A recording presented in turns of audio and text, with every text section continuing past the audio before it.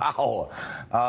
We're adding new elements to the show every day like that. Mix it up. Purple People graphic leading in. I want to thank Lamont for doing that without me even knowing. That's how bright our staff is. But we mix it up every day. We're the only show on television that brings on a Republican and a Democrat to hash out all the big news of the day. We talk it through. All voices are heard. And at the end of each day, we shake hands and we part friends. And today we have Rob Taub joining us again, humorist, Newsmax contributor, writer, the ambassador for the American Diabetes Association. Yes, no diabetes by heart. That's right. And Chapin Fay, Republican strategist, joins us also. And guys, there's all this stuff going on with Trump's a racist, he's a white nationalist, and all this stuff. Joe Biden finally got around to limping into the debate yesterday, and he said this. This president has fanned the flames of white supremacy in this nation. His low energy, vacant-eyed mouthing of the words written for him, condemning white supremacists this week, I don't believe fooled anyone, at home or abroad. So, Chapin, I want to start with you. They talk about, well, he better reject racism. He better rebuke white nationalism. He better condemn it. He does all that, and Joe says, you know, he's just basically reading from a teleprompter. He doesn't mean it. Well, the script is always already written, pre-written for the Democrats when Donald Trump does anything. We've seen this for years, right? He can go out there and say anything. They are already pre-canned, ready to criticize it. So he can't win no matter what he says. I mean, he says exactly what they've been calling him for him to say for years, and he says it, and then he's a bad guy again. I mean, it's ridiculous. This is all about political power. The Democrats think that this kind of dangerous rhetoric is the way to win the Democratic primary, and you're going to see more and more of it, and it's going to get worse and worse. You think this is a good strategy for Biden? Yeah, I do. I think it's the best speech that Joe Biden has ever given. I don't think we need to focus on Trump as a white supremacist. I think that the focus should be on military ordinance. That's what was used to kill and maim all of these people, and that's what we have to put an end to. I believe in the right to bear arms. I've owned guns. I used to go hunting when I was a kid. I know how to field dress a deer, but I don't need an M16 to do it. It's that simple. And when the founding fathers came up with the idea for the right to bear arms, we didn't have submachine guns and weapons of mass destruction that are going to go in and lay waste to people like this. So let's get real about it. Chapin, I kind of feel like I'm in the middle of this, right? I'm all for the Second Amendment.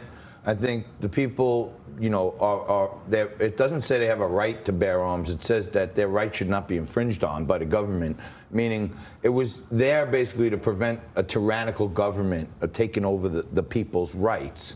And there were only long guns then, right? So I understand modern technology and stuff, but is there some reasonable way people can agree that these automatics and semi-automatics should be in the hands of first responders? That's what I think. Well, to answer your first question first, I mean, the guns were different back then, but so was the government. You said it was to prevent tyrannical government from, you know, oppressing the people. But that's what everyone on the Democratic side.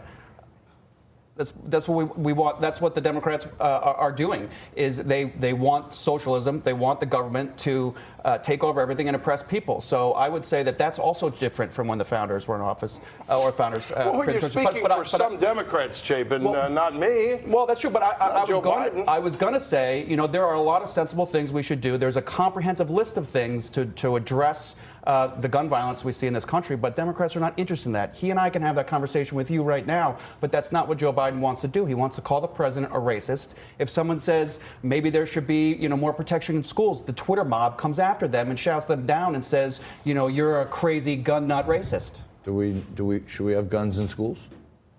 No, that's not the solution. Sean Hannity wants to, like, take out every retired cop and place him in every mall and store. That's not a solution. Let's talk about military ordnance. That's what I'm calling it. That's what it is. They're military weapons. Leave them to the military, not to 19-year-old kids that could buy it in a Walmart. It's nuts. What about the situation in Chicago? That's not military ordnance. That's mostly handguns, and there's more gun violence there than anywhere else in the country. They also have more stringent gun control. I'm not advocating against gun control, but we need to do other things. We need to be talking about other things. We need to be talking about the mental health of the young men in this country and how they're raised, and the disastrous results. There's more to talk about than just gun control. One of the things I heard former Congressman Jason Chaffetz, he's a gun owner, he's got a concealed carry, he lives in Utah, so he's a real, outdoorsman type guy. But I heard him talking about how, these young kids, they have issues that may be mental health related, maybe violent related before they're 18, and that stuff gets expunged from their record. And he was saying maybe one of the things we should look at is expunging it from the public records, but the government should not be deprived of knowing that this kid had a violent incident when he was 17, and now when he's 19 he goes for a gun. We don't know anything about it. That's exactly right. And actually, it's like an expanded background That's check. a great idea, but that's something also the National Democrats don't want to talk about. They just took down legislation. Republicans said, okay, if we have this red flag legislation and someone is flagged with mental health issues and can't get a gun, we should notify local law enforcement. Democrats said, oh, no, we can't do that. ICE, blah, blah, blah. Here. But I find the Republicans to be intractable and Trump to be under the thumb of the NRA. He doesn't even want to mention assault weapons. Again, I don't even want to call it that. I keep calling it military ordnance. My father was a decorated World War II veteran, and he used to call it military ordnance. So Trump. We had a 22 at our house, but we didn't have an M16. So here's Trump's response to Biden. Joe is a pretty incompetent guy. I've watched his interviews. I've watched what he said and how he said it. And I wouldn't have rated him very high in the first place. But Joe Biden has truly lost his fastball. That I can tell you. Lost his fastball. Again, not dealing with the issue. It's like when Trump got mad at me a couple of years ago about a column I wrote in the Huffington Post, he called me a clown. He didn't address the issue. He didn't answer my question. Why don't you say, hey, Joe, this is what I think. This is what I'm going to do. Don't call him an incompetent. So you have a nickname from Trump? You personally? I was called a tool and a clown. A tool and a clown. And praise. And a failed journalist. Then I started writing for Newsmax. I think my column is pretty good. We got to add that to the teleprompter for when Rob comes on. Tool, clown, Newsmax, author. And failed journalist. Failed journalist. But that's when you've made it. Yes. I personally, I think Joe Biden is becoming more and more underwhelming. Like, he looks so packaged now. Like, how long did it take him to come out and make this speech? Well, who isn't packaged? Come on, this is the Trump's world not packaged. He's a gift that keeps on giving. Oh, look, in all of my years, I'm 63 years old. I know I look remarkably young for that. But Very good. I have never encountered maybe like some crazy loud guy at the end of the bar who owns the bar, who rants and raves and abuses people, that treats anybody like this. And here he is, the leader of the free world. I think I can it's name insane. one. Joe Biden. I mean, you said the president shouldn't respond like that, but what did Joe Biden do? He had a major address, and the point was to call the president a racist.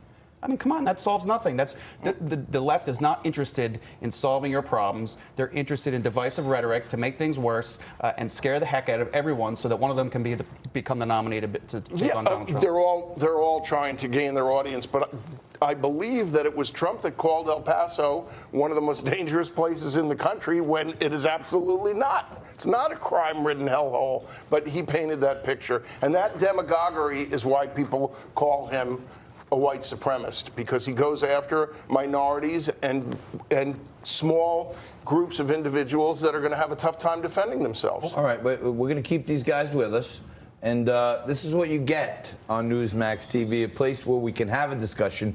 Hopefully the thoughts that come out of these discussions can continue to get out there. Newsmax can be a place where you can hear sensible stuff, and we're trying to bring that to you every day in the Mix It Up. And when you got a great Republican and a great Democrat, and you have a tool, a clown, a failed journalist, and Newsmax contributor with you, you got to keep these guys on for another segment. Nobody reads your material either, and I said, you obviously did, Mr. President. We're going to take a quick break. We're going to come back and mix it up some more right after this. You're watching Liquid Lunch.